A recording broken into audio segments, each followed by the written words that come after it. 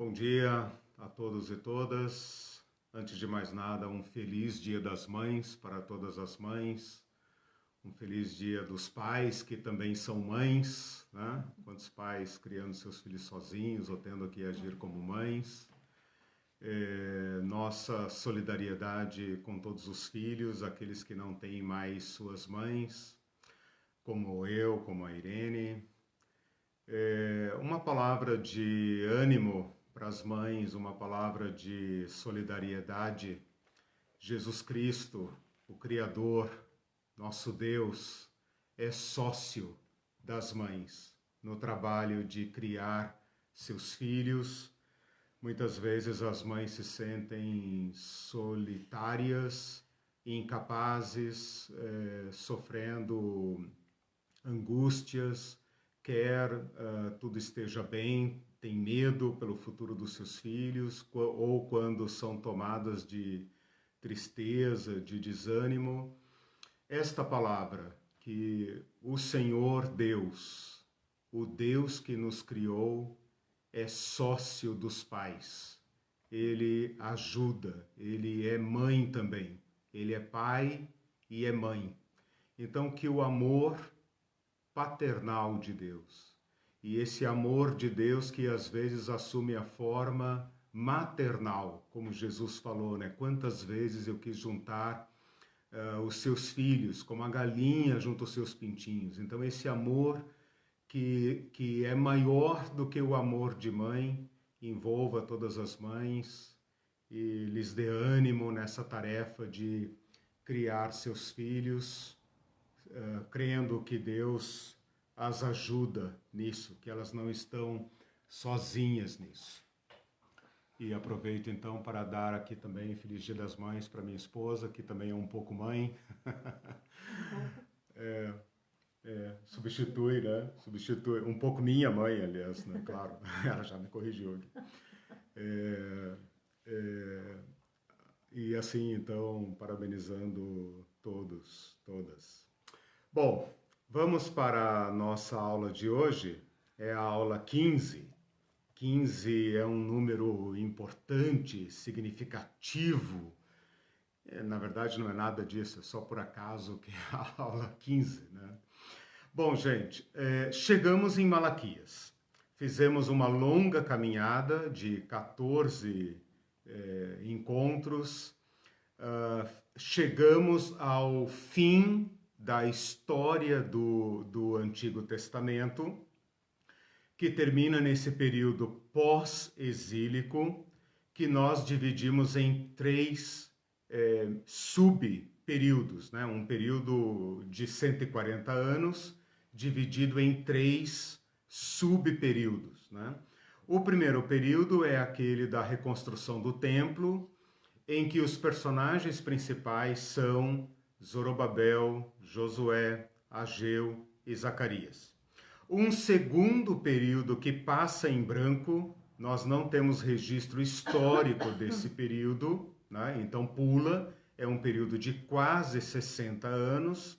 As contas aqui que nós temos apontam para 58 anos, mas vamos arredondar para 60 mesmo, porque os números não são exatos e facilita a nossa conta.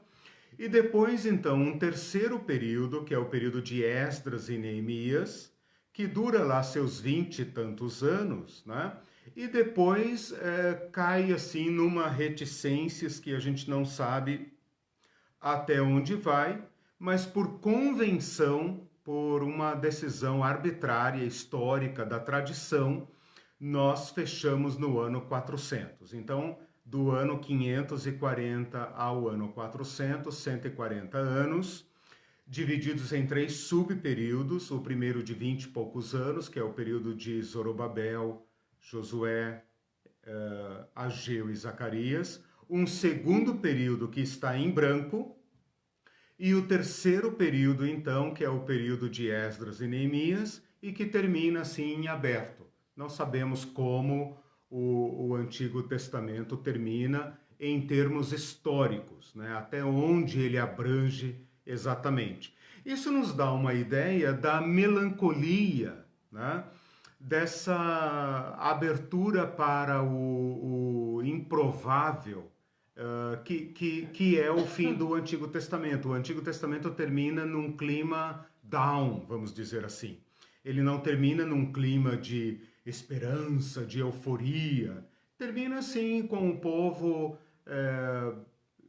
parcialmente repatriado, vivendo uma situação muito, muito inferior àquela pré-exílica, de antes do exílio, mesmo estando na sua terra subordinados a um império.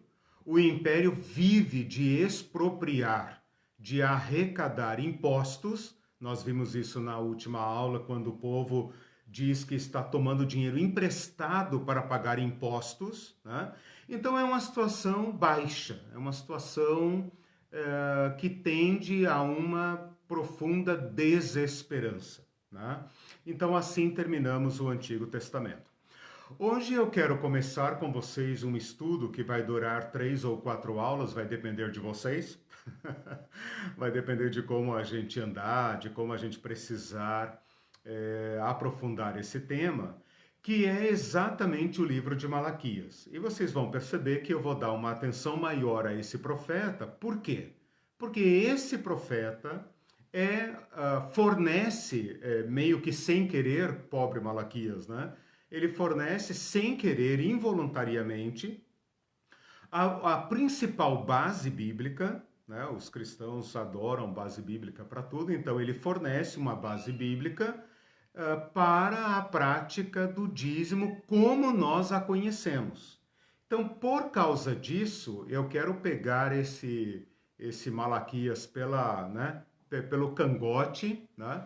E mostrar quem é Malaquias, o que ele fez, do que trata o seu livro, e dentro deste contexto, como se situa a temática, né, que é tomada como base para o dízimo.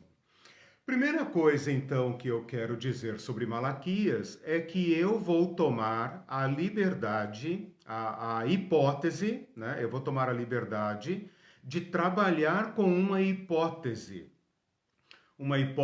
cronológica para Malaquias. Porque vejam bem, Malaquias é um livro profético, não é um livro de história. O livro de Ageu e Zacarias são livros proféticos, né? O livro de Esdras e Neemias são livros históricos.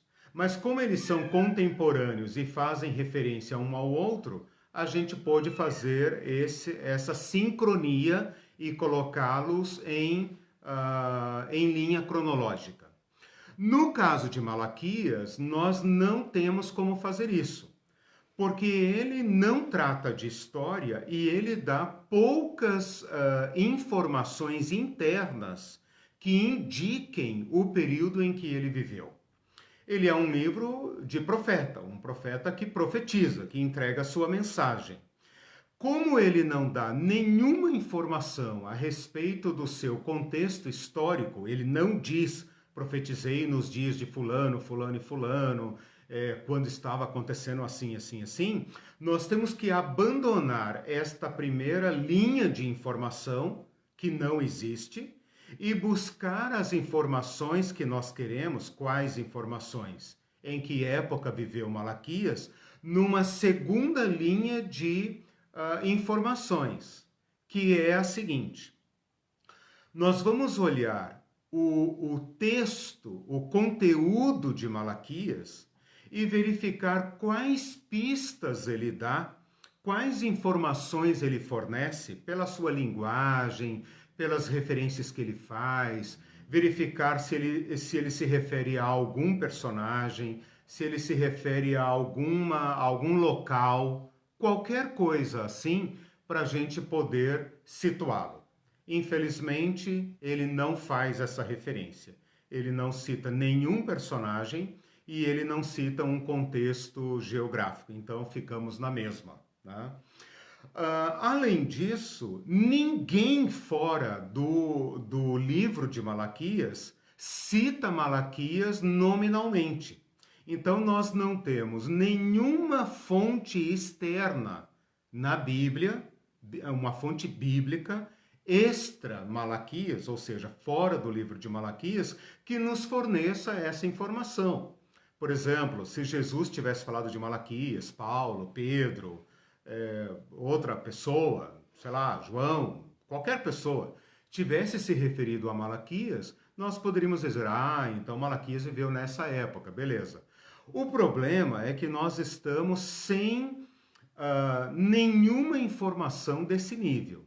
Então nós vamos ter que ir para uma terceira linha, uma terceira, digamos, fonte de pesquisa, que são referências indiretas, muito indiretas.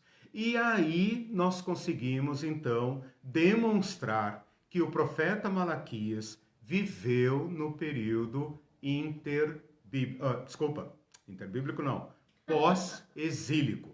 Pós-exílico. Portanto, viveu nesses 140 anos. Então, nós já achamos aí uma janela temporal, né, onde nós vamos cogitar, né, em que momento Malaquias pode ter vivido, ok? Então, nós já temos, assim, dentre a Bíblia toda, né, desde Abraão até Apocalipse, ou melhor, Velho Testamento, né, desde Abraão até Malaquias, né, ou até Esdras e Neemias, nós achamos uma janela. Essa janela é de 140 anos. Por quê? Porque nós vamos demonstrar que ele viveu no período pós-exílico. Até a posição que ele ocupa no cânon, que é a mesma da Bíblia hebraica, ele é o último dos 12 profetas menores, demonstra que ao estar junto de Ageu e Zacarias, ele é desse período, né? Beleza, nós temos então 3 hipóteses para situar Malaquias. E nós vamos fazer aqui uma votação para decidir onde é que nós vamos colocá-lo, mas eu já decidi aonde que vai ser. Então, vocês podem discordar à vontade e tal, mas eu vou demonstrar também para vocês que qualquer outra hipótese dentro do período pós-exílico ou a partir do período pós-exílico tá ok, né? Tá ok. Alguém já se manifestou? O Mindu já deu a dele aqui. Malaquias tem suas origens com aparência de fake news, sem lastro, por isso os seguidores do Mamão gostam tanto dele. Pois é, olha só. Ele é citado assim, né? Ele é citado aleatoriamente. Exatamente, é fácil brincar com ele, né? Você não tem compromisso histórico, né? Beleza. Gente, olha só. 3 hipóteses que eu vou apresentar que são as mais razoáveis. A primeira é aquela que situa Neemias entre os 2 períodos que eu falei, entre o período de Zorobabel e o período de Esdras e Neemias, aquele segundo período em branco, é um bom lugar para colocar Malaquias. Ele não faz nenhuma referência. Veja, o templo já existe, isso é importante, portanto, ele não pode ter vivido no período exílico. Ele não é do período pré-exílico, né? Ele não é do período exílico, ele tem que ser de um período pós-exílico. Por quê? Porque o templo existe. Ele vai fazer referência ao templo, ele vai fazer referência ao sacerdote, ele vai fazer referência a sacrifícios. Então tem que ser depois de Zorobabel e de Josué, Ageu e Zacarias. Alguém aqui comentou cronologia ajuda na interpretação, não entendi. Sim. Não, eu entendo a pergunta da seguinte forma. Não é uma pergunta, é uma afirmação. Não, sim, ajuda sim. Porém, eu vou aproveitar essa pergunta para dizer o seguinte, as 3 hipóteses que eu vou colocar não afetam, porque veja, como a cronologia dele não é certeza, eu vou trabalhar com 3 hipóteses, né? Vou apresentar, na verdade, 3 hipóteses. Vocês vão perceber, mas vocês vão perceber que se você falar assim, não concordo com você, Eliseu, eu acho que é ali, não vai afetar o conteúdo do livro, porque ainda será o período pós-exílico. E pós-exílico entrando até pelo interbíblico, já vou explicar isso. Então, voltando lá. Primeira hipótese, entre os dois períodos, ou seja, no segundo período. Esse período está em branco no que diz respeito à história da Palestina, né? Mas o Malaquias nos daria uma profecia, que é o seu livro, desse período, ok? Alguns argumentos é que ele fala do templo, portanto o templo já existe, mas ele não faz nenhuma referência a Esdras e Neemias. Então, colocá-lo depois de Esdras e Neemias ficaria um pouco difícil pensar, puxa vida, mas o trabalho de Esdras e Neemias não teve impacto nenhum.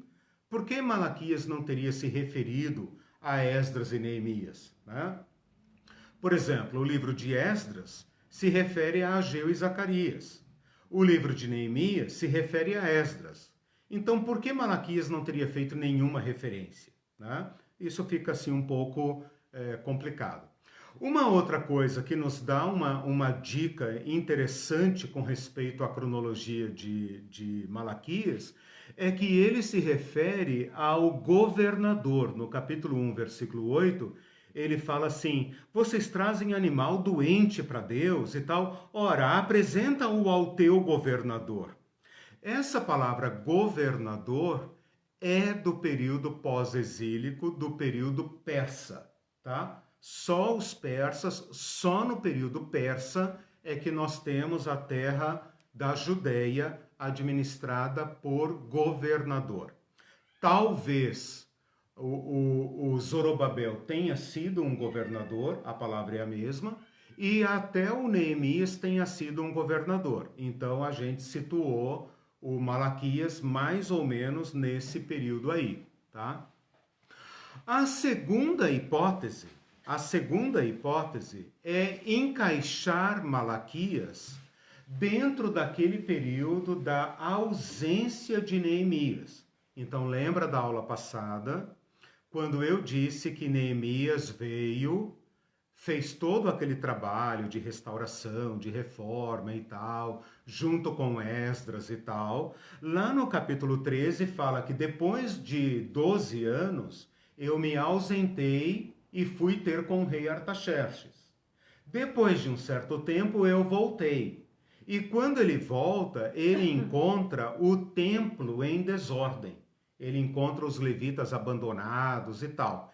Então, algumas pessoas encaixam o livro de Malaquias aí, nessa ausência. O contexto de Malaquias cai como uma luva aí. Por quê? Porque o templo está abandonado, os levitas estão relaxados, os sacerdotes estão relaxados, o próprio sacerdote trouxe um estrangeiro para morar dentro do templo. O Neemias, quando volta, dá uma bronca em todo mundo, lembram disso? Dá uma bronca em todo mundo, chama de volta o pessoal, coloca os sacerdotes no seu lugar, expulsa o estrangeiro que o sumo sacerdote tinha trazido, traz os levitas, estabelece os turnos, impõe de novo o dízimo, coloca novos responsáveis para administrar os depósitos e garante que o culto vai funcionar. Então, esse período de ausência de Neemias é um período adequado para encaixar Malaquias, né? Ele cai como uma luva aí, perfeitamente. Por quê? A gente não sabe quanto tempo Malaquias atuou, porque não tem história no livro dele, a pregação dele pode ter sido pequena, como por exemplo, a pregação de Ageu durou meses apenas, né? Então, a pregação de Malaquias também, nós não temos nenhuma informação com respeito ao tempo que ele profetizou, nem quanto tempo durou seu ministério. Então ele cabe aí. Por isso que fica difícil, né?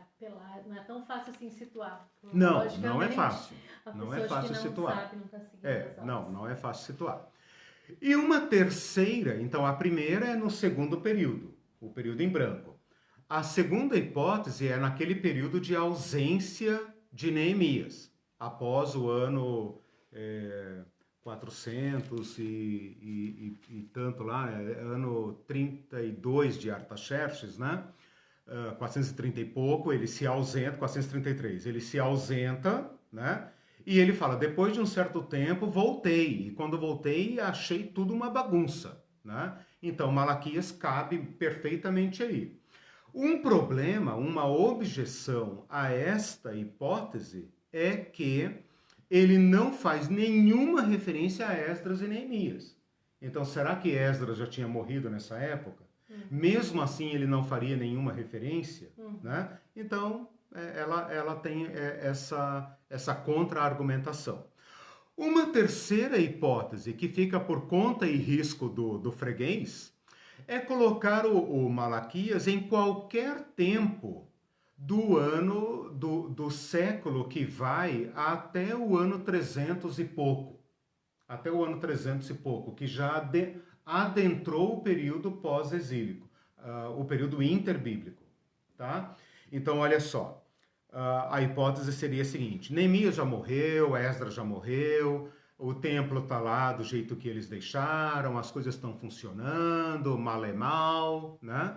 Do jeito que dá, etc, etc. Às vezes eles têm governador, às vezes não têm. O sacerdote acaba sendo uma pessoa importante, vai crescendo o cargo politicamente, vai se corrompendo, o templo vai ficando relaxado, e então Deus levantaria Malaquias como última voz do Antigo Testamento. Então, de fato, nesse caso, Malaquias seria o último. Aí a gente poderia se perguntar, então ele viveu no período do ano 400, antes do ano 400? Tanto faz, né? Olha só, o Neemias, cuidado aí porque eu confundo os nomes, né? O Neemias nos dá notícia até o ano 430 e pouco. A partir daí ele não dá mais datas. Então nós ficamos em aberto. É isso que eu chamei de reticências, né? Então nós temos o ano 430 e vai, 420, 415, 410, 405, 400. Pode colocar Malaquias em qualquer período desse. Tem que ficar até o ano 400? Não. Pode entrar por ano 390, 380, 370, 360, 350, até o ano 330. Por aí. Há quem advogue outra data qualquer. Tudo bem, vai por conta e risco. Eu vou ficar com esta terceira hipótese até o ano 330, porque no ano 330 o mundo cai sob o domínio de Alexandre e então não se fala mais especificamente de governador, né? Então, tudo indica que Malaquias está de fato do ano 400 para trás. A gente só não consegue precisar. Tá? O que eu fiz até agora? Apresentei 3 hipóteses para encaixar Malaquias, ok? Ok. E a escolhida? No segundo período, dentro da ausência de Neemias, ou depois de Neemias, em qualquer tempo, né? Batendo na trave no ano 330. Não passe dali. Se passar dali, claro, hipótese é hipótese, né? Você pode levar Malaquias para onde você quiser. Eu estou apresentando as 3 mais prováveis, né? Eu vou trabalhar com Malaquias no segundo período, tá? Eu apresentei o primeiro período, apresentei o terceiro período para fechar a história do Antigo Testamento e agora volto para colocar Malaquias no segundo período. Então, no segundo período, nós não temos uma narrativa histórica. Eu falei para vocês, eu vou tomar emprestado o contexto histórico de Zorobabel, de Josué, de Ageu e Zacarias, e vou tomar emprestado o contexto histórico de Esdras e Neemias. E vou projetar esse contexto histórico para esse período sobre o qual eu não tenho informações históricas. E vou tomar emprestado, então, esse contexto e colocar aí o Malaquias.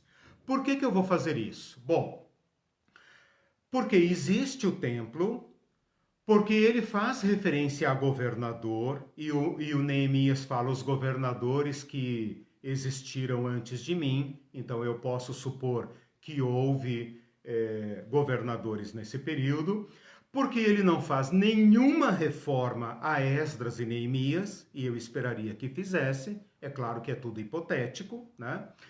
E um outro argumento que eu vou usar, muito importante, é o seguinte: grande parte dos problemas que ocorrem no livro de Neemias, no livro de Esdras e no livro de Neemias são abordados por Malaquias. Então isso reforça o meu argumento de que Malaquias compartilha com eles esse contexto, ok? Quais problemas? Vou apenas citar alguns, não vou falar de referências, vocês peguem lá o esboço que está no site ebdonline.com.br, a Irene vai colocar ali o endereço, em cursos bíblicos, peguem lá, lição 15, você vai achar todas as referências, eu não vou citar para a gente ganhar tempo. O Malaquias denuncia casamentos mistos. Até os sacerdotes estavam se casando com mulheres estrangeiras, e isso traz um risco para a prática da religião de Yahvé. E o Neemias também trata com o mesmo problema, e Esdras também trata com o mesmo problema. Malaquias enfrenta o problema da negligência do dízimo. Neemias também enfrenta o mesmo problema lá no livro dele. Malaquias denuncia a negligência da guarda do sábado. Neemias também trata desse problema lá no capítulo 13. Malaquias denuncia a corrupção dos sacerdotes. Neemias também trata desse problema. Malaquias denuncia a opressão dos pobres. Neemias também trata desse problema. Malaquias denuncia a negligência para com o templo, o abandono, o desamparo da casa de Deus. Neemias também trata deste problema. Eu poderia dizer Neemias e Esdras, mas como Esdras tem pouca informação desse período, então eu estou comparando Malaquias com Esdras, tá? Então, com base nesses argumentos, eu situo o Malaquias no segundo período, que vai do ano 516, quando o templo foi inaugurado, até o ano 458, quando Esdras veio para Jerusalém. Repete, por favor. De 516, inauguração do templo, tá? Até 458, antes, quando Esdras veio, né? Então nós temos esses dois pontos. 516, inauguração do templo. É a última informação que nós temos do período de Zorobabel. Depois nós temos a vinda de Esdras no ano 458, e começa então o terceiro período, junto depois com Neemias e tal.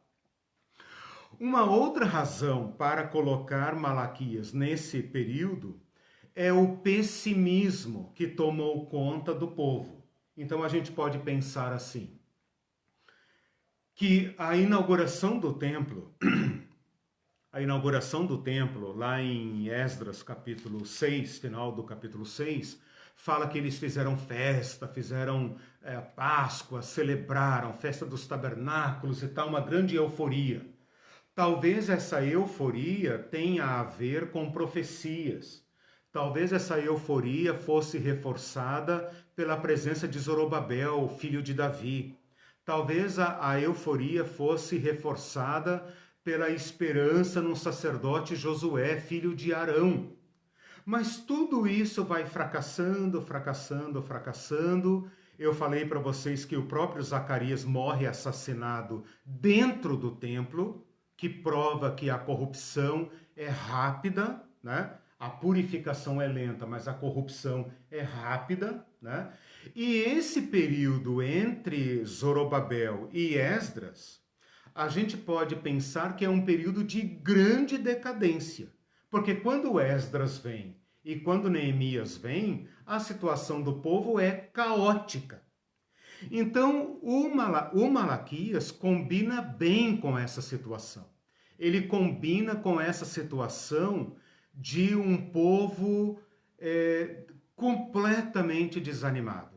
Os sacerdotes estão desanimados, corruptos, relaxados, não observam a lei e tal. Os levitas estão relaxados com o dízimo, com a casa, com a distribuição. O povo está relaxado, os ricos estão relaxados e os pobres estão desanimados. Vocês vão ver que Malaquias transpira esse clima de nada acontece, nada vai, nada acontece, Deus não fala, ninguém se levanta, ninguém chama, ninguém clama, ninguém se arrepende, e a gente faz as coisas de modo errado, e vai que vai, e fica tudo por isso mesmo e tal. Malaquias encaixa perfeitamente nesse clima, né? E esse clima pode ser perfeitamente situado nesse tempo. Uma outra coisa que eu queria dizer para encerrar essa primeira parte é a seguinte. Se você discordar da minha hipótese e falar, não, eu prefiro pensar, eu acho mais lógico colocar Malaquias na segunda hipótese. Qual segunda hipótese? A ausência de Neemias não afeta o que eu vou tratar sobre o livro. Fique à vontade, tá? Se você falar assim... provar também. Não, você pode levantar argumentos, são hipóteses. Okay. Hipóteses, né? Eu estou apresentando 3 hipóteses e para desenvolver o meu arrazoado, eu prefiro trabalhar com um Malaquias de carne e osso que viveu num tempo adequado. Então eu fiz uma escolha razoável, né? Mas se você falar, não, eu prefiro trabalhar com a segunda hipótese, não afeta o desenvolvimento que eu vou dar ao livro. Se você falar assim, não, eu não concordo nem com você, nem com você, eu prefiro trabalhar com a terceira hipótese, não afeta o conteúdo do livro. Isso é trabalhar com hipótese, né? Eu escolhi uma e quando eu coloco Malaquias, cuidado porque eu troco os nomes, né? Quando eu coloco Malaquias nesse contexto, eu recebo uma certa luz do contexto, né? Então eu trabalho com uma certa tranquilidade, porque eu uso esse contexto histórico para iluminar a palavra do profeta. Se você levá-lo para outro contexto histórico, pode até ser que você obtenha novas luzes, né? Mas no todo, assim, do que eu vou tratar sucintamente em 4 aulas, né? Basta. Nós não vamos brigar por causa disso, ok? Bom, feito isso então, eu queria agora falar sobre o homem. Antes de falar do livro, eu queria falar do homem. Tudo bem até aí, então, sobre... só um comentário antes de você entrar na outra parte. Tudo que eu falei até agora tem a ver com datação, contextualização do profeta na história, porque não é justo ler Malaquias com ele no ar. E menos ainda arrancar da boca dele uma palavra e usá-la sem levar em conta o chão que ele pisou, o tempo que ele viveu. Diga. O Celso disse, Malaquias, grosso modo, ao dizer várias coisas ditas em Esdras e Neemias, é como se fosse Lucas e Marcos, dizendo muitas coisas ditas por Mateus. Exato. Lembremos que na antiguidade há contextos históricos complexos até para historiadores desvendarem. Exato, perfeito, Celso. E outra coisa, aproveitando o teu argumento, e outra coisa, que reforça o que você disse e a linha que eu estou adotando. O contexto histórico do mundo antigo muda lentamente. Então, 60 anos para um mundo imperial, tirando as guerras que não ocorreram aqui, eles viveram pacificamente, sem grandes problemas. O problema da Pérsia não estava nessa região, estava com os gregos, né? Então houve guerras nesse período, mas não tem a ver aqui com a região da Palestina. Então aqui a gente pode perfeitamente pensar que o contexto histórico se prolonga no tempo, né? O mundo antigo, por exemplo, o que acontecia no mundo antigo em 100 anos, no nosso mundo hoje acontece em 5 anos, né? Se a gente voltar atrás 20 anos, é outro mundo, né? Se a gente daqui 20 anos... não, com a internet, mas assim, sem o smartphone, sem o WhatsApp, sem, entendeu? Então, 20 anos muda muita coisa, né? Agora, nesse mundo aqui, eu posso projetar o mundo de Esdras e Neemias por 100 anos, por 150 anos, quer dizer, até o ano 330, quando ocorre uma grande mudança histórica, que é a chegada dos gregos, eu posso trabalhar com o mesmo contexto histórico quase que como uma linha ininterrupta. Né? O Júnior Viana está perguntando assim, pastor, o senhor vai comentar o tradicional versículo de Malaquias 3:10? Vai, mas não sei em que aula, tá? Porque tem 4 aulas só sobre Malaquias. Daqui 2 semanas, Júnior.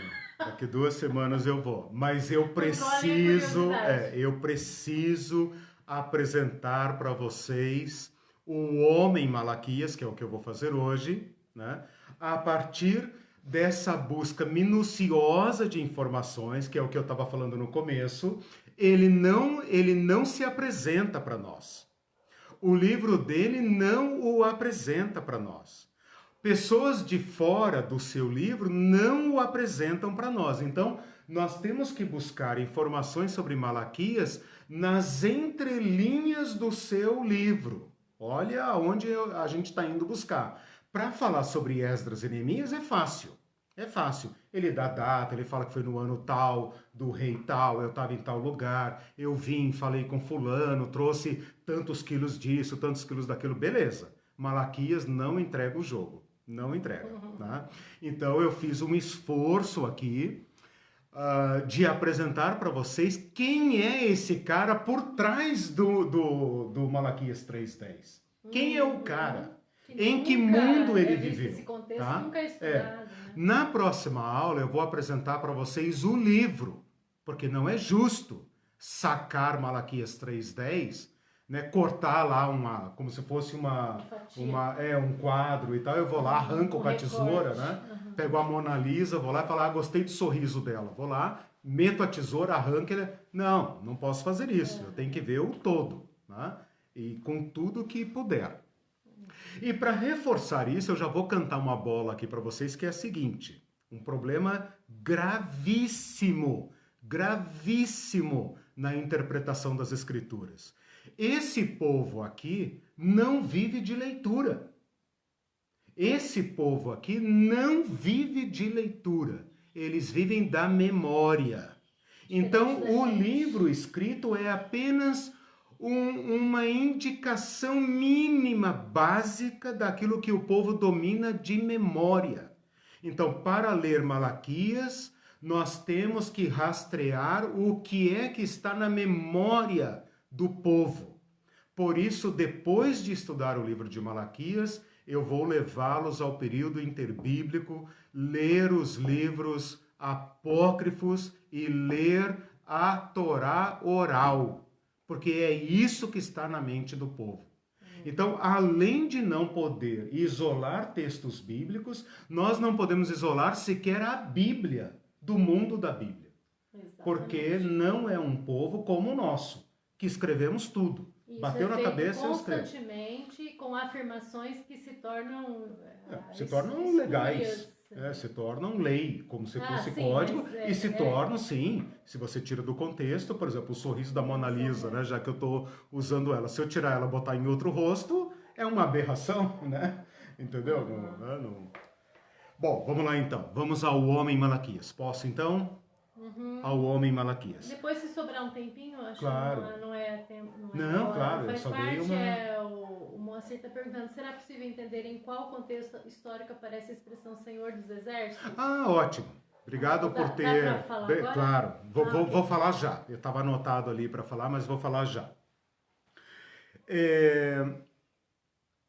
Aliás, deixa eu apresentar o homem, okay. Só para não querer... Tá, segura aí, Moacir, que eu vou falar sobre Malaquias e vou falar sobre o livro. Aí eu vou entrar nessa questão. Eu queria, antes de falar do Senhor dos Exércitos, do Deus que está no livro de Malaquias, falar sobre o homem Malaquias. O livro começa assim: sentença pronunciada pelo Senhor contra Israel por intermédio de Malaquias. Então, depois eu vou falar sobre a sentença, vou falar sobre o Senhor, vou falar contra Israel e tal. Mas agora eu quero falar sobre Malaquias. Malaquias é um nome único na Bíblia. Ninguém na Bíblia se chama Malaquias. Tudo bem, essa é uma informação, mas não é uma informação muito relevante, porque tem outros nomes na Bíblia que são únicos, né? Por exemplo, Abacuque é um nome estranho. Ninguém chama Abacuque na Bíblia. Beleza, né? Só que o nome Malaquias significa meu mensageiro, Malak-i, Malaki. E a palavra Malak significa em hebraico anjo. Então, a palavra Malak significa anjo, e a palavra anjo no original, inclusive também no Novo Testamento, é mensageiro. Por exemplo, a palavra evangelho, euangelion, angelion, é a palavra angelo, né? Que no latim é angelos, né? Anjo. Mas no evangelho a gente não fala bom anjo, a gente fala boa mensagem, né? Então a palavra, o nome dele significa meu mensageiro.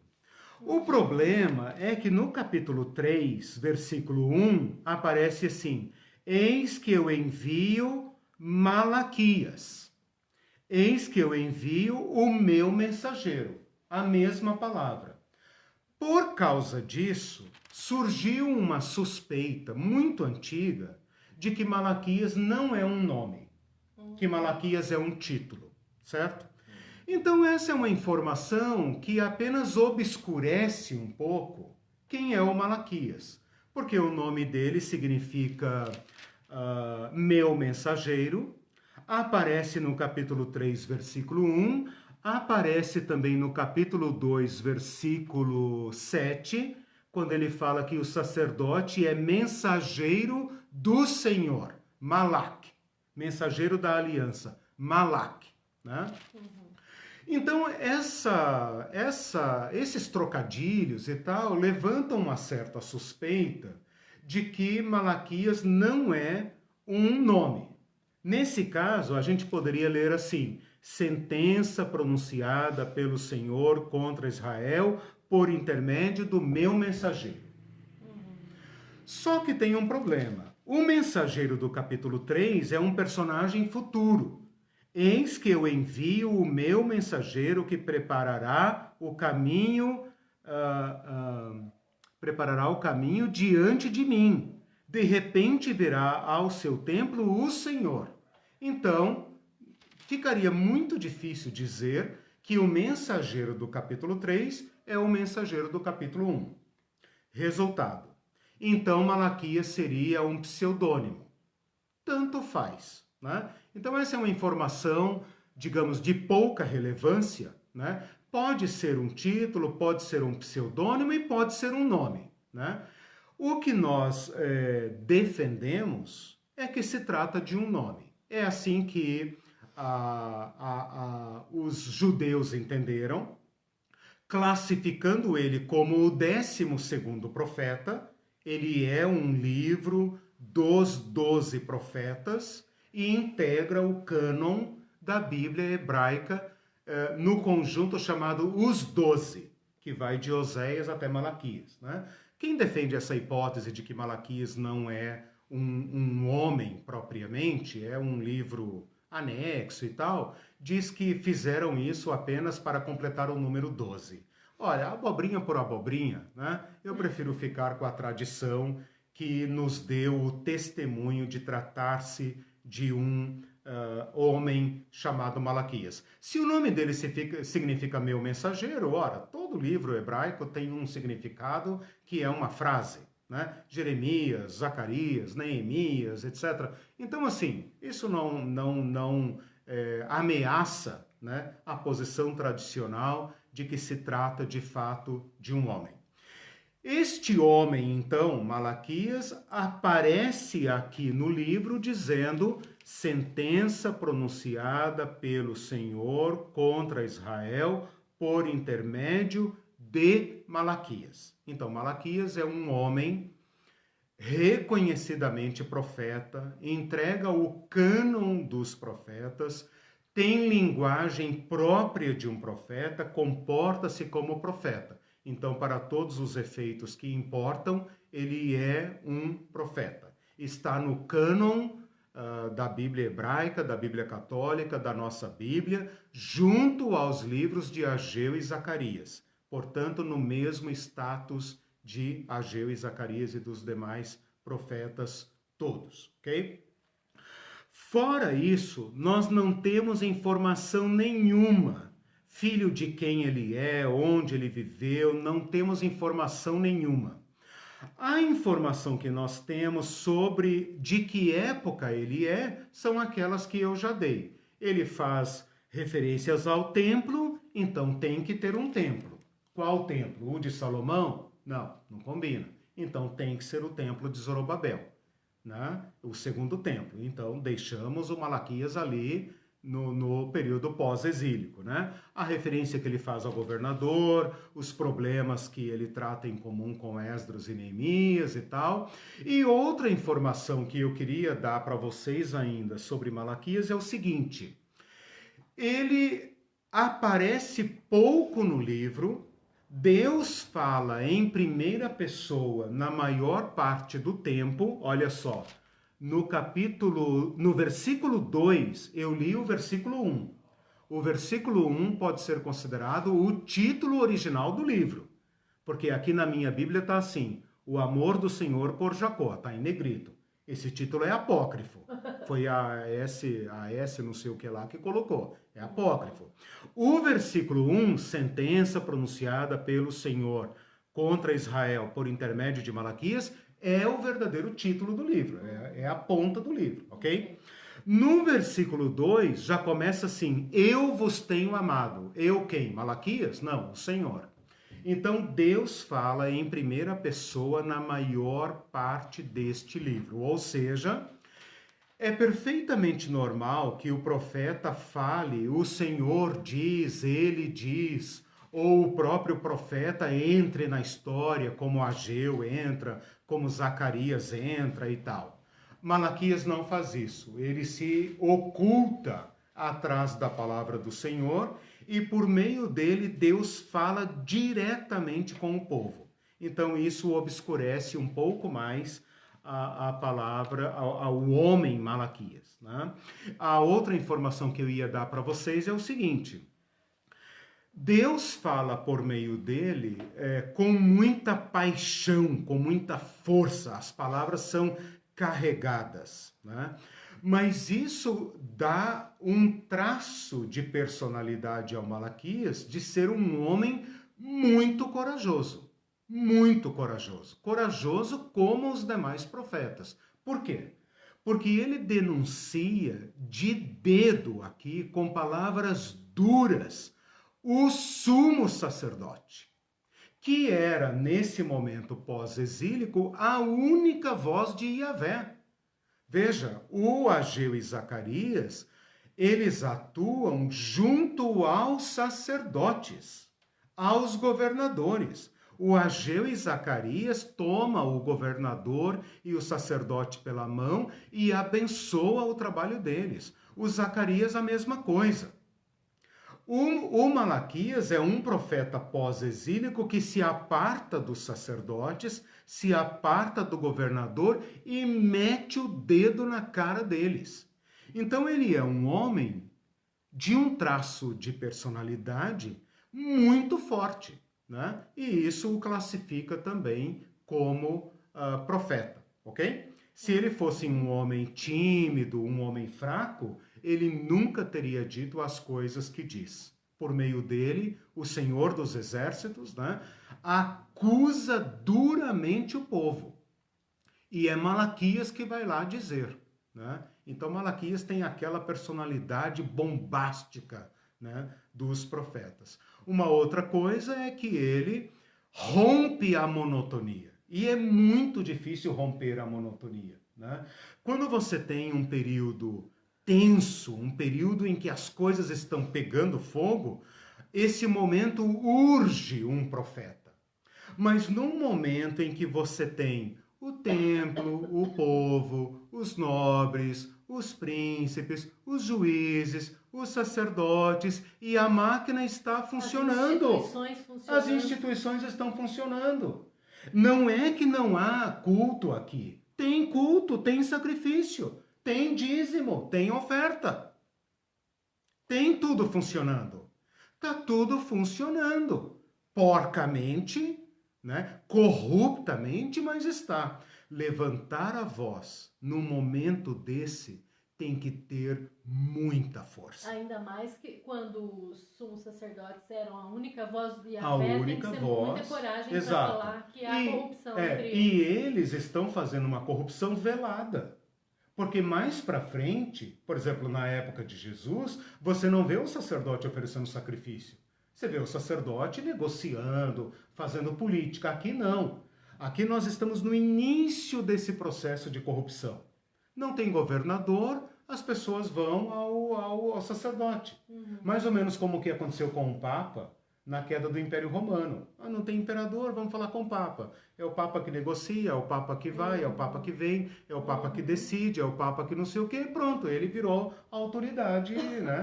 É mais ou menos isso que acontece com o sacerdote aqui. Se você tivesse uma corrupção descarada, como na época de Acabe, por exemplo, o profeta vai e ruge como leão. Mas agora não, está tudo funcionando. Tem culto, tem sacerdote, tem levita, tem dízimo, tem sacrifício, tem oferta, tem culto, tem tudo. E o profeta rompe isso e vai lá. E vai com ênfase. Então veja, mas nós estamos deduzindo esse traço de caráter das entrelinhas da compreensão do texto. Porque ele não diz, né? Ele não diz nada. Nem nos dá informações da reação do povo ao que ele falou. Em nenhum momento. Então a gente tem que ficar apenas com ele e o Deus que fala através dele. Ok? Bom, vamos ao livro então. Apresentei o homem, né? Digam muito prazer, Malaquias. Malaquias, aqui estão, né? Os irmãos que querem te conhecer. Filho, né? Os irmãos que querem te conhecer melhor, não apenas lá com a tua... Não tem lastro, nada mais. Esses irmãos que estão aí, Malaquias, querem te conhecer um pouco melhor. Eles acham que, né, não é justo e tal. Eles querem te conhecer. E vocês também digam olá para Malaquias. Né, querem entender o que você fala lá em Malaquias 3:10. Esses meus alunos são tão bobos que eu acho que eles falaram olá, Malaquias. Falaram ou não falaram? Falaram. A Vera Siqueira comentou assim, em nossa época, o templo também funciona. E bem, tem dízimo, tem oferta, tem prosperidade, tem marcha para Jesus, tem convocação de jejum, né, Vera? Tem sacerdote nos poderes. Cadê o nosso Malaquias? Exato. Profetiza contra isso. Acho que os Malaquias hoje estão nas redes. Profetiza contra isso. Levanta a voz contra essa Babilônia para você ver o que te acontece. A Babilônia, né? Vocês são um exemplo disso, né?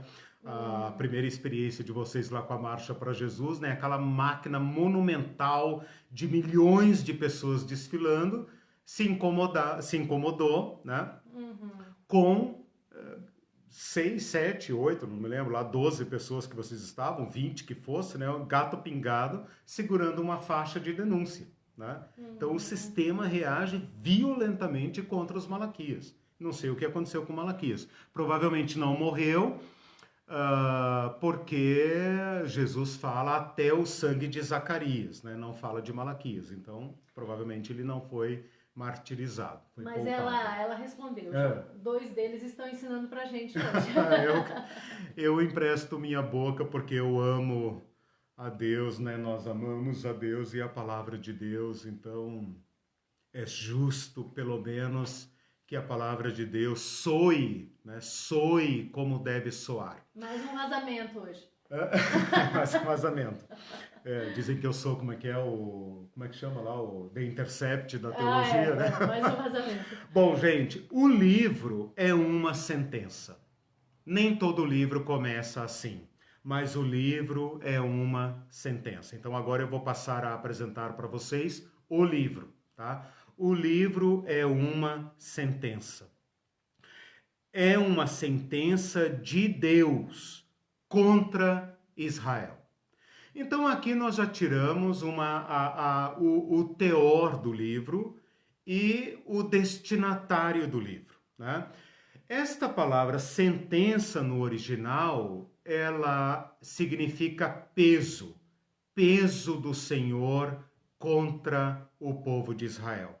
Ela expressa juízo. Se alguém quiser pesquisar, vai ver que no livro de Zacarias, em Isaías, que mais que eu anotei aqui? Ezequiel, Naum, Abacuque, etc. Essa palavra aparece, peso do Senhor contra fulano, né? Tem uma palavra em Jeremias capítulo 23, que o povo fala assim: tem alguma sentença pesada do Senhor? E o Senhor diz: não, vocês são o meu peso.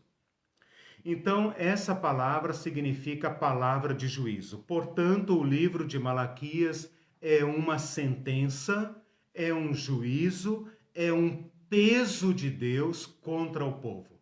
Isso deve descrever todo o livro, porque eu vou demonstrar para vocês que o livro é um todo. Tem livros que parecem ser uma colcha de retalhos. Tem livros proféticos que parecem ser 2 em 1, 3 em 1. Não é o caso de Malaquias. Malaquias tem um fio condutor, digamos, que amarra todo o texto numa estrutura só. Portanto, esta descrição, sentença contra Malaquias, serve para o livro inteiro.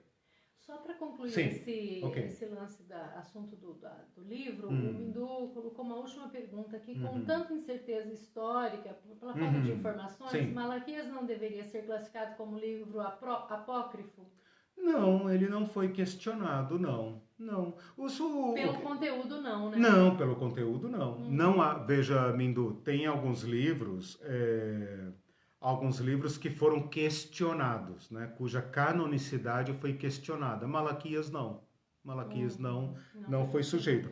Ele tem características de profeta, e a questão temporal, olha a tua pergunta, que a tua pergunta é uma pergunta para nós, mas não é uma pergunta para quem fez o cânon, né?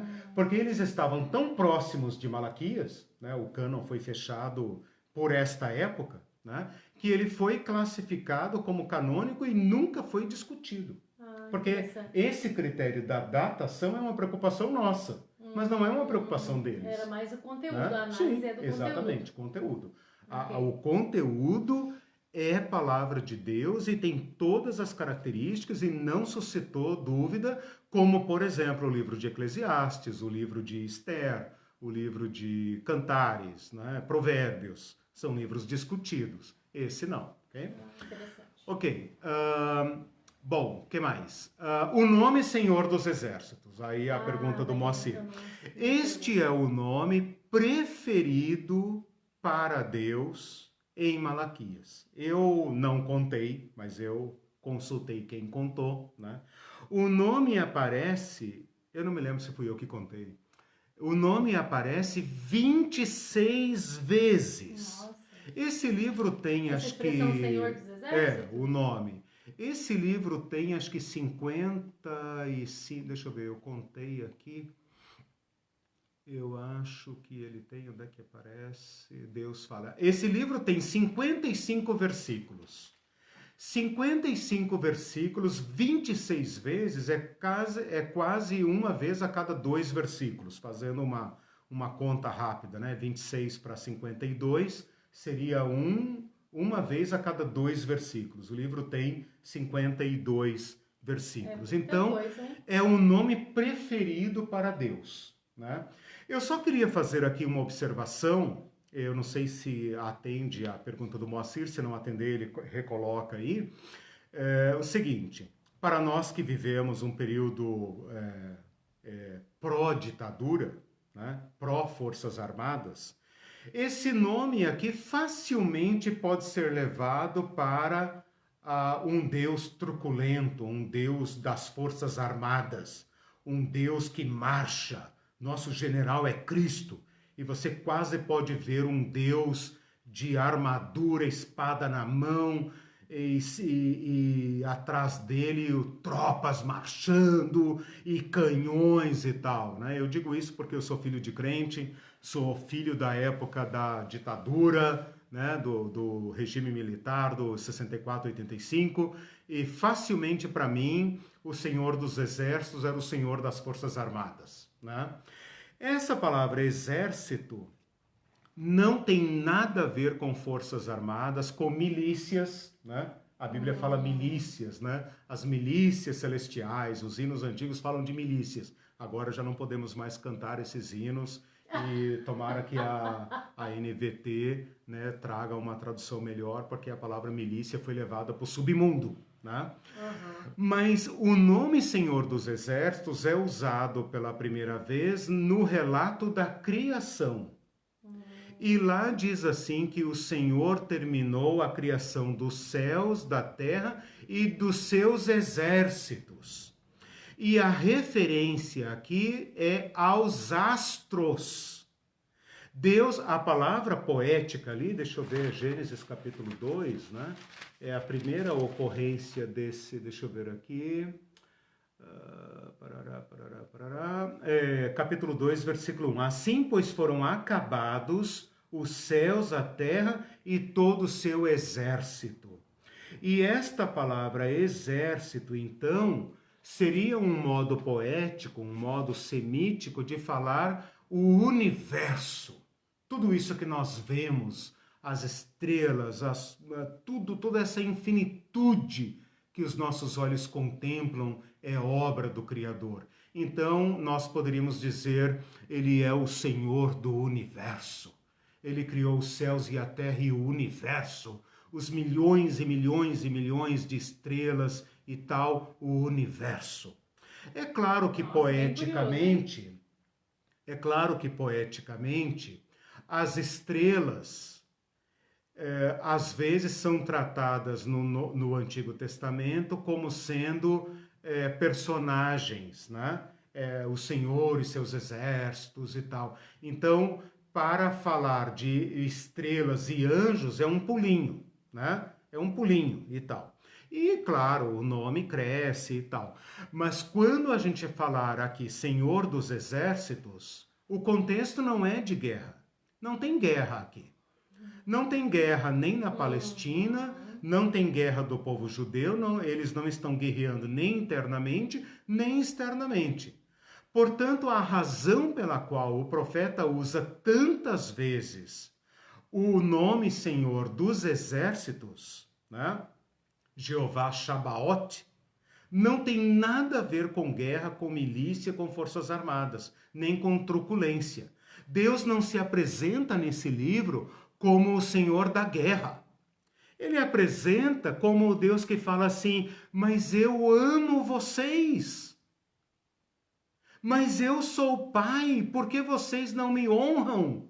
O meu nome é adorado em todas as nações. Eu sou o Senhor dos céus e da terra, sou o Senhor do universo. Por que vocês não me reconhecem? Por que vocês não me honram? Esse é o sentido, né?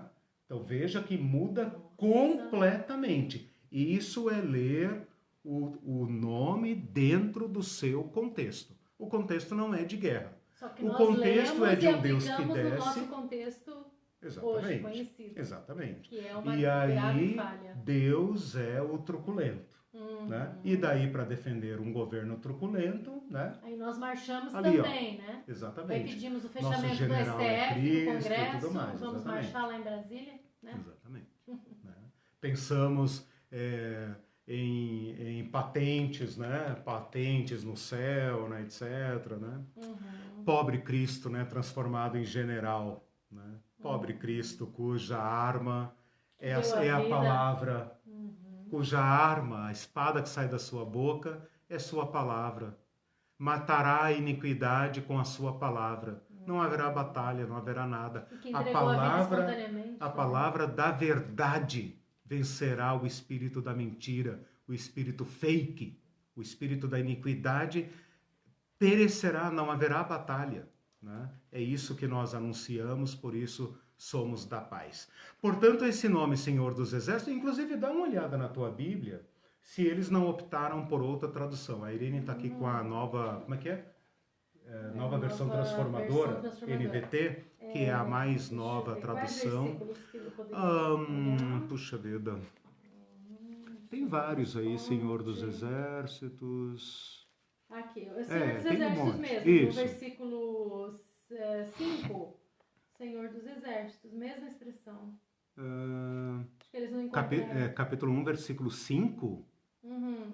Ué, minha Bíblia não fala, os vossos olhos verão, grande é o Senhor também fora dos termos de Israel. 4... Não fala assim. Não, é o 4. Desculpa, que aqui é separado. Capítulo 4, versículo 5. Então é no 4. O povo de Edom talvez diga. Versículo 4, tá. Fomos arrasados, mas reconstruiremos as ruínas. Senhor O Senhor dos Exércitos, porém, declara. Que pena. Que chance. Podia ter colocado o Senhor do Universo, o Senhor das hostes celestiais, né? Que pena, né? A gente faz essas coisas, né? A palavra exército está completamente tomada pelo sentido militar, né? A palavra exército vem de exercício, né? Mas está completamente tomada. Bom, tudo bem. Contra quem é o livro? Muita gente hoje fala assim, não, Malaquias não foi escrito para a igreja. Claro que não foi escrito para a igreja. A Malaquias não foi escrito para o povo, foi escrito contra o sacerdote. Não, está errado. Está errado. O próprio livro tem que responder à pergunta. Então, se a gente perguntar para Malaquias, contra quem é a sentença? Ele vai dizer, contra Israel. Eu vos tenho amado. Eu vos escolhi, o povo de Israel. Também é contra os sacerdotes. Capítulo 1, versículo 6. Capítulo 1, versículo 6.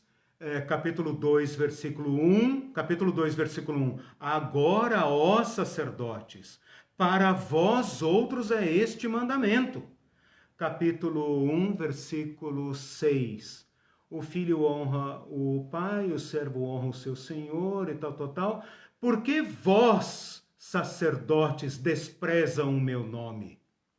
Depois fala contra o povo de Judá, capítulo 10, versículo 11. Judá tem sido desleal e abominação se tem cometido em Israel e em Jerusalém. Não existe mais o povo de Israel. Mas ele profetiza contra todo o povo de Israel. Não importa se está na Judeia ou se está espalhado. A palavra é contra eles. Por quê? Porque a aliança foi feita contra eles. Então, o livro é dirigido a todo o povo em geral, aos sacerdotes em particular, aos levitas, como aparece no capítulo 2, ali mais para frente, quando ele fala, eu fiz a minha aliança com Levi, versículo 4, mas vocês estão desonrando a minha aliança, versículo 8, vocês violaram a aliança de Levi, né? E é também contra todo o povo e é contra qualquer um. Versículo 12, capítulo 2, versículo 12. O Senhor eliminará das tendas de Jacó o homem que fizer tal, seja ele quem for. Portanto, o livro é contra o povo da aliança, contra os governadores, contra o sumo sacerdote, contra o sacerdote, contra os levitas, contra o povo rico, contra o povo pobre, contra, entre aspas, até os piedosos. Porque lá no capítulo 3, versículo 13, fala assim, vocês falam palavras duras contra mim.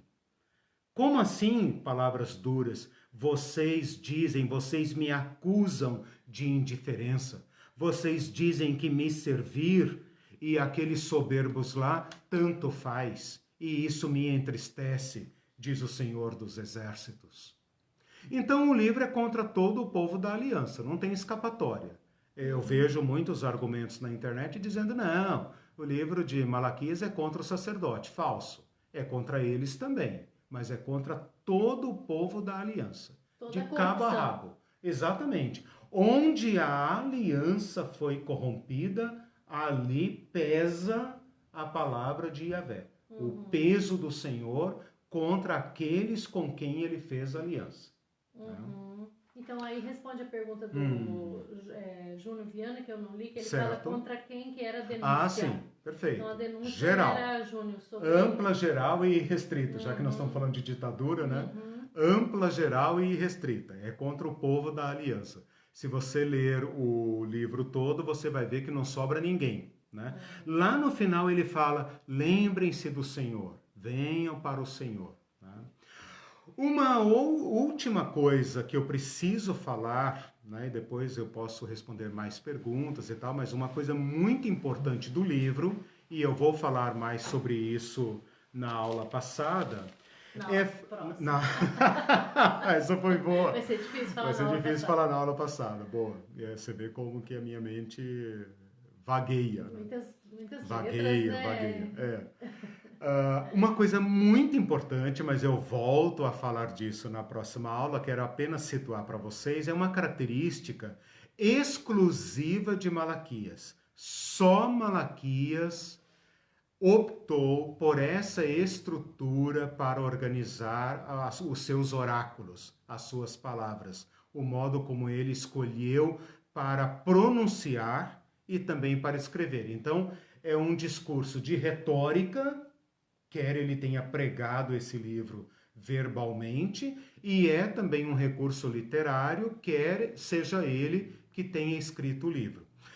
Todo o livro, do capítulo 1 até o capítulo 4, todo o livro, tirando apenas o título lá no capítulo 1, versículo 1, começa no capítulo 2, versículo 2, e vai até o capítulo 4, versículo 3, portanto, quase o livro inteiro é estruturado em forma de debates. Então, ele cria diálogos hipotéticos que representam a fala de Deus, a fala hipotética do povo, porque o povo não fala, mas ele reproduz, mas vós dizeis, e aí Deus responde. Então eu vou tomar aqui como exemplo o primeiro lá, capítulo 1, versículo 2. Eu vos tenho amado, diz o Senhor. Essa é a fala de Yahvé. Aí ele fala assim, mas vós dizeis, em que nos tem amado? Não foi Esaú, aqui já é resposta de Deus. Não foi Esaú, irmão de Jacó, disse o Senhor. Todavia eu amei a Jacó. Então, essa estrutura, Deus fala, o povo responde apenas como retórica. O povo não fala isso. O povo não acusa. Olha que interessante. É um recurso retórico e literário.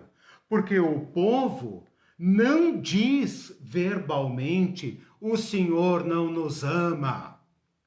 Mas com sua atitude, com seu culto frio, relaxado, negligente, corrompido, relapso, eles estão dizendo, você não nos ama nada. E aí Deus se defende dessa acusação implícita, dessa acusação não confessada, não admitida. Deus se defende. Então, o livro inteiro é estruturado em debates. Vou apresentar para vocês o debate. Provavelmente a sua Bíblia está com os títulos aí. O primeiro debate vai do versículo 2 ao 5, capítulo 1, versículo 2 ao 5. Não precisa anotar nada, porque vai dar trabalho, mas se vocês estiverem com a Bíblia aberta, deem uma olhada. Primeiro debate, capítulo 1, versículo 2 ao 5. No segundo debate, às vezes a estrutura não está tão clara, tá? Às vezes o debate é duplo, tá? Capítulo 1, versículo 6, até o capítulo 2, versículo 9, é o segundo debate. Aqui tem diversas perguntas. Por exemplo, Deus começa com uma pergunta. Se eu sou pai, onde está a minha honra? Se eu sou Senhor, onde está o respeito para comigo? Mas vós dizeis, versículo 6, em que desprezamos o teu nome? Aí Deus responde com uma pergunta. Ofereceis sobre o meu altar pão imundo e ainda perguntais em que te havemos profanado? Ora, ofereça isso ao teu... papapá, não vou ler tudo, né? Mas só apenas demarcando. Mas esse debate é longo, ele entra pelo capítulo 2 e tal, e vai até o versículo 9, tá? Terceiro debate. Terceiro debate começa no versículo 10, tá? Capítulo 2, versículo 10, e vai até o versículo 16, tá? Capítulo 10, versículo 16. Não nos criou o Senhor, tal. Ó, versículo 14. E perguntais, por quê? Aí a resposta, porque o Senhor foi testemunha da aliança e tal.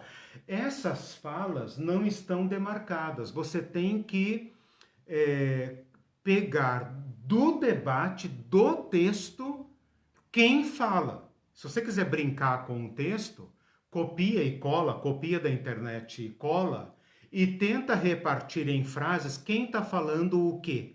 Né? Na próxima aula eu vou tentar mostrar isso. Mas, por exemplo, no versículo 14, e perguntais, por quê? Na sequência já é resposta, porque o Senhor foi testemunha da aliança entre ti e a mulher da tua mocidade, com a qual tu foste desleal, sendo ela a tua companheira e a mulher da tua aliança. Tal, ok? O quarto debate começa no capítulo 2, versículo 17. Enfadais o Senhor com as vossas palavras, e ainda dizeis, em que o enfadamos? Nisto que pensais. Quando qualquer que faz o mal, passa por bom aos olhos do Senhor, e esse é que ele se agrada. Ou, quando vocês dizem, onde está o Senhor do juízo? Então, aí está o quarto debate. E vai até o capítulo 3, versículo 5. Capítulo 3, versículo 5. Perceba como a divisão de capítulo e versículo aqui é um horror, né? Porque o versículo 17 fica sozinho lá, né? E entra no capítulo 3 e vai até o versículo 5. O quinto debate, que é o tal do tal, né? Começa no versículo 6, que ninguém lê. Versículo 6. Eu, o Senhor, não mudo. Capítulo 3. Capítulo 3, versículo 6. Capítulo 3, versículo 6. Eu, o Senhor, não mudo. Por isso, vós, filhos de Jacó, não sois consumidos. Eu, desde o dia dos vossos pais, vocês... desviaram, tal, tornem-se para mim. Mas vocês perguntam, em que haveremos de tornar? Aí esse diálogo é um pouco mais complexo, porque ao invés de Deus responder, ele faz uma segunda pergunta. Roubará o homem a Deus? Todavia vocês me roubam. Em que te roubamos? Mas vocês dizem, em que te roubamos? Aí Deus responde, nos dízimos e nas ofertas, com maldição, tal, trazei todos os dízimos, papapá, e vai até o versículo 12. Portanto, a palavrinha do dízimo está encaixada dentro do quinto debate, que vai do versículo 6 até o versículo 12. Tem que comer... Capítulo 3, tá. Capítulo 3, versículo 6 ao 12. Tem que comer o sanduíche junto. Tem que olhar a Mona Lisa inteira. Não pode rasgar o tecido, né? Recortar o sorriso. Isso. O sexto debate começa no versículo 13 do capítulo 3, versículo 13, entra no capítulo 4 belíssimamente e vai até o versículo 3, tá? Capítulo 4, versículo 3. Sobraram 3 versículos que são, assim, digamos, o epílogo, né? Então, nós temos lá o primeiro versículo, que é o título, e temos aqui aquelas recomendações finais. Lembrem-se da lei de Moisés, meu servo, tal. Olha, eu vou enviar aí, antes de tudo isso, eu vou enviar o profeta Elias e tal. Ele vai preparar o meu caminho, tal. E termina-se o Antigo Testamento de modo perfeito para o fim. Enviarei o profeta Elias antes que venha o grande e terrível dia do Senhor. Ele converterá o coração dos pais aos filhos, coração dos filhos aos pais, para que eu não venha e fira a terra com maldição. Repete a referência do 6º debate. Do capítulo 3, versículo 13, tá, até o capítulo 4, versículo 3, tá? Sobram 3 versículos, que são esses que eu estava falando agora, que ficam assim como, digamos, palavras finais. Palavras finais, ok? Então, é essa palavra. Olha, eu vou me ausentar aí por um tempo, né? Lembrem da lei de Moisés. Eu vou enviar um anunciador antes, então fiquem atentos aos sinais. Eu vou enviar um carinha antes, né? E ele vai ser a solução. Ele vai trazer a solução. Porque se ele não vier, a maldição consumirá todo mundo, né? Não haverá solução para o povo e a terra vai ser ferida com maldição, né? Esse é um texto que fala, esse é um livro, aliás, que fala de bênção e maldição. E como a Irene lembrou agora há pouco, é um livro construído em cima da aliança. Então, a memória que eu falei que nós temos que fornecer a este livro é a aliança, que nós estudamos lá na aula 3, 4 e 5. Se você não colocar o livro de Malaquias em cima da aliança, você está rodando no vazio. Pode falar, etc, etc. Está falando para surdo. Para falar a linguagem de Malaquias, tem que colocá-lo em cima da memória, primeiro, do contexto, que eu anunciei aqui. Segundo, tem que colocá-lo em cima da aliança. Qual aliança? Levítico, Números e Deuteronômio. Fora disso, você nem sabe do que Malaquias está falando. Porque, como eu disse, Malaquias fala a um povo que tem memória. Ele invoca a memória. Ele fala de Esaú e Jacó. Quando ele fala de Esaú e Jacó, ele está acionando na memória do povo a aliança. Então, nós temos que fazer esse percurso, senão nós não vamos entender Malaquias. Bom, com isso eu apresentei para vocês o livro de Malaquias, o que ele é, suas características e sua estrutura. Uma estrutura singular. Só Malaquias usa esse recurso, é muito bonito. Um recurso do debate, um debate hipotético em que ele coloca na boca do povo aquilo que o povo não diz. Não diz. E ao desmascarar o coração do povo, Deus o enfrenta e chama a juízo, né? Então, isso tem que ficar claro aqui. São 6 debates e nós vamos estudar o 5º apenas, né? Ok.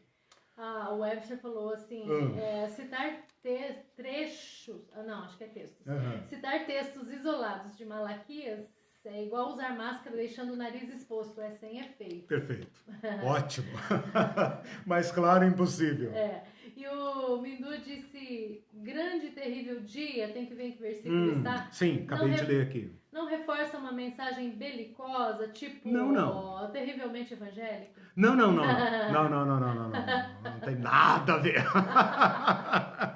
Vejam como veja como a palavra terrível foi corrompida agora, né? Virou esse palavrão horroroso, né?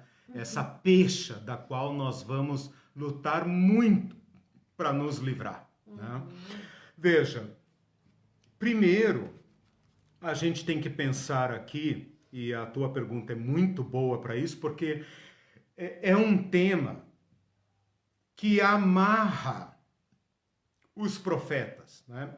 Veja, eu falei aqui da estrutura. Eu vou falar aqui para minha aluna aqui, porque se ela entender, eu sei que vocês entenderam.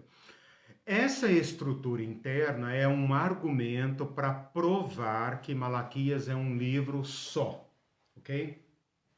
Então você tem elementos de amarração. Quando você tem um tema que percorre um livro inteiro, um estilo, uma estrutura, um jeito de falar, você tem um argumento a favor da integridade do livro, tá? Quando você pega os profetas, e o próprio Mindu, né, perguntou sobre... O que ele falou aquela hora que eu falei da amarração? Se ele é canônico ou não. Aliás, se teve um livro problemático e tal. Nós temos algumas características que amarram os profetas num todo. Ou seja, nós temos características comuns que classificam os profetas da Bíblia. E o tema do dia do Senhor é um tema que poderia ser estudado como eu estou estudando o dízimo agora. Eu poderia pegar o dia do Senhor e rastrear o trilho dele ao longo dos profetas.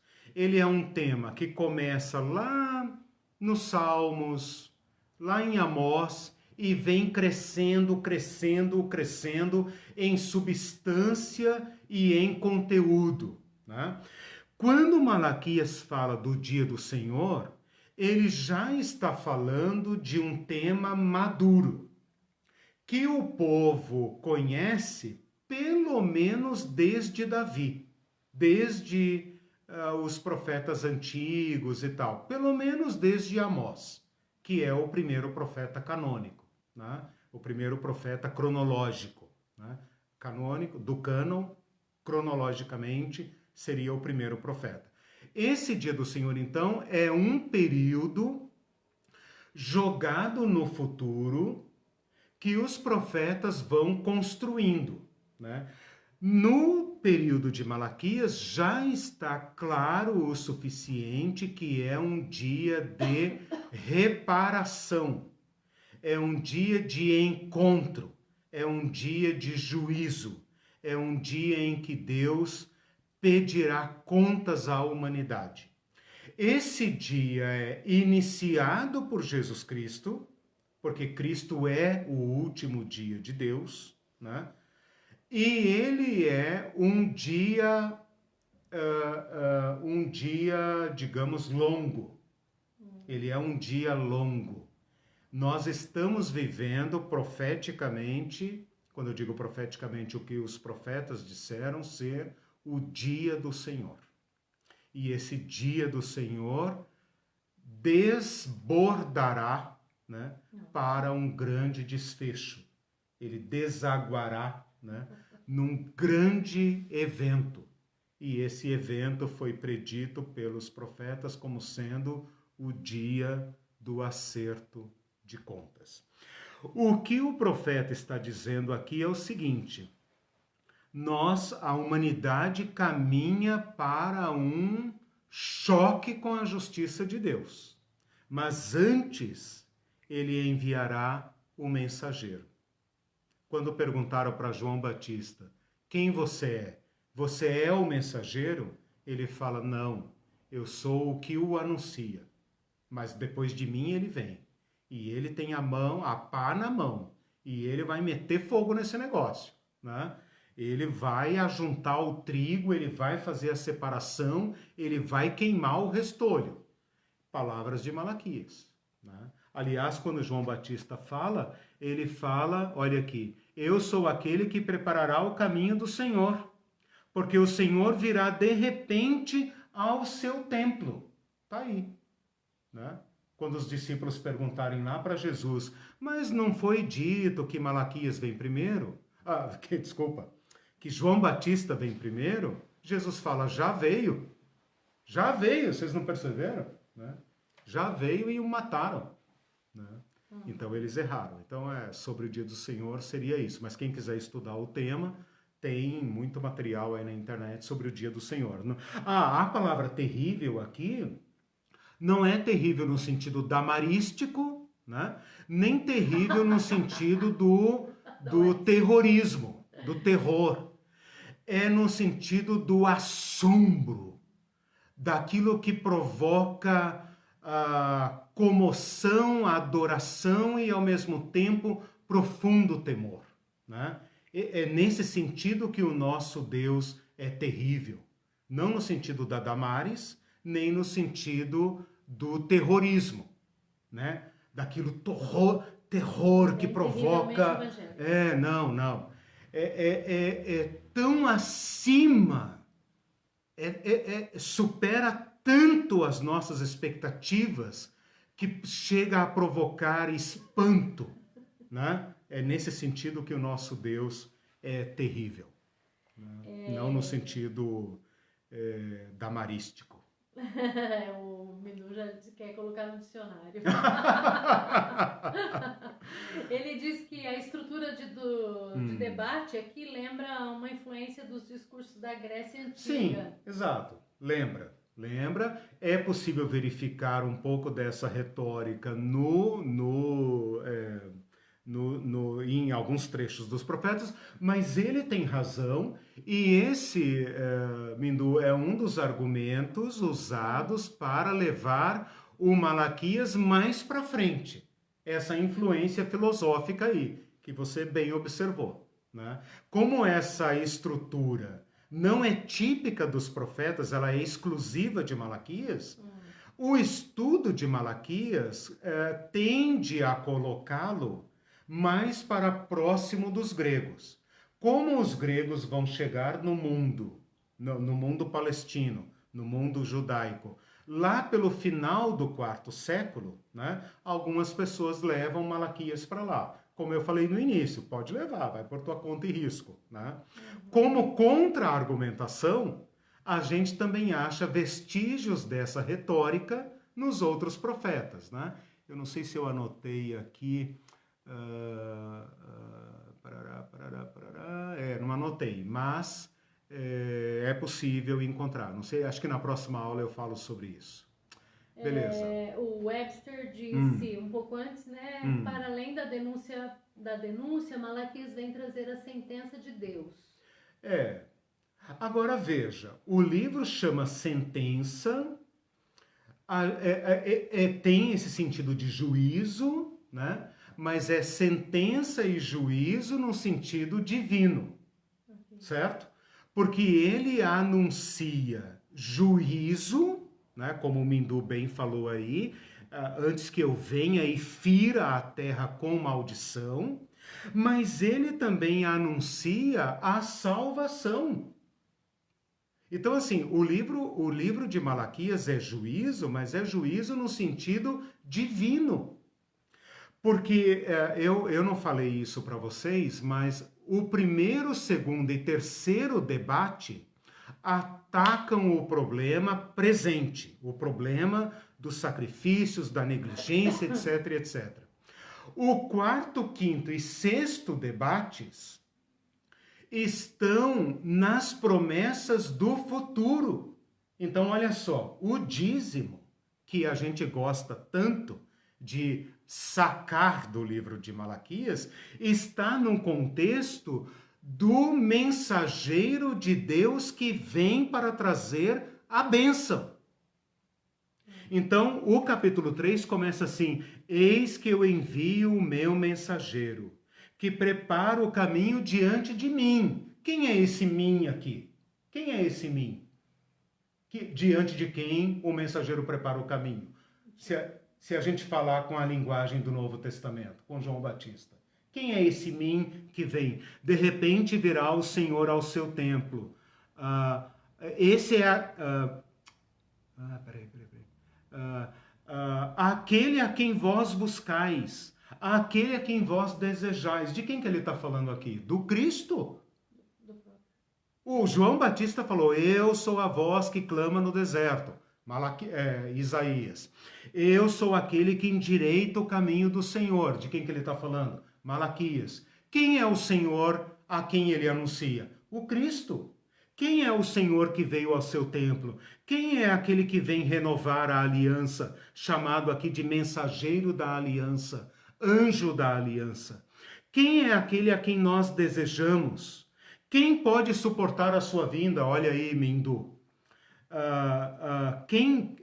Eis que vem aí e tal, ele vem e tal. Mas quem pode suportar o dia da sua vinda? Quem pode subsistir quando ele aparecer? Porque ele é como fogo do ourives e como potassa dos lavandeiros. Assentar-se-á como derretedor para purificar a prata, purificará os filhos de Levi, refinará como ouro e tal. Então eles trarão ao Senhor seus dízimos e suas ofertas. A palavra dízimo não está dita lá, mas eu posso dizer, porque Malaquias 3,10 vai falar de dízimos e de ofertas, né? Mas eu posso pegar o debate anterior e o debate posterior, porque juntos eles formam os textos da vinda do Cristo. E então, o terceiro, o quarto e o quinto debate são debates da bênção, enquanto o primeiro, o segundo e o terceiro são da maldição. E ele está dizendo, façam isso para que eu não traga maldição, senão eu vou trazer. Entendeu? Então, o quinto debate está na segunda banda do livro, né? Que é a banda de Cristo. Entendeu? É a banda de Cristo. O Malaquias não está tentando restaurar o culto velho. Ele está dizendo, o Senhor virá ao seu templo e o Senhor então restaurará a aliança. Mas se vocês confiam nisso, então temam ao Senhor. Tragam o dia do Senhor. Né? Então, o Webster, né, falou do juízo, é juízo no sentido gracioso. Né? É graça, misericórdia e proteção. Para aqueles que não quiserem a aliança, não haverá outro destino a não ser deixá-los acumular. Acumulem, desonrem. Tornem-se terrivelmente tracinho. Né? O que a gente vai fazer? Nosso horário já estourou. Então já estourou. Eu vou ler os 3 últimos comentários. Tá? E eu não falo nada. E aí a gente termina. A Leocádia disse assim, eu estou simplesmente pasma com tudo que os pastores de hoje fazem para coagir os coitados pobres com dízimo até chegam a dizer que se não pagarem o dízimo não tem salvação. Exatamente. Ou o gafanhoto vai comer, ameaça com maldição e tudo mais. Alguns tiram da boca dos próprios filhos para dar dízimo sob coação. Exatamente. Impressionante. E o Como se fosse imposto, né? O Celso diz assim, no contexto jurídico, Malaquias 3,10 foi tomado pelos pastores lobos como se fosse a parte final, o dispositivo de uma sentença que condena as ovelhas a pagar o dízimo, pois elas não podem roubar, entre aspas, a Deus. Perfeito. A sentença proferida pela boca de Malaquias recai sobre Israel e não tem nada a ver com sonegação de tributo eclesial, dízimo, que os lobos pregam, aterrorizando os neófitos. Exato. E a Ivete Caribe diz... Ivete... Caribé é o nome dela. Hã? Caribé. Eu também falava errado, agora aprendi. Caribé, eu não sabia. Principalmente não falar em milícias, porque é uma séria ameaça nos tempos de hoje. Sim. E os nossos hinos antigos falam das milícias celestiais. Agora não pode mais. Virou palavrão. Daí, o último comentário do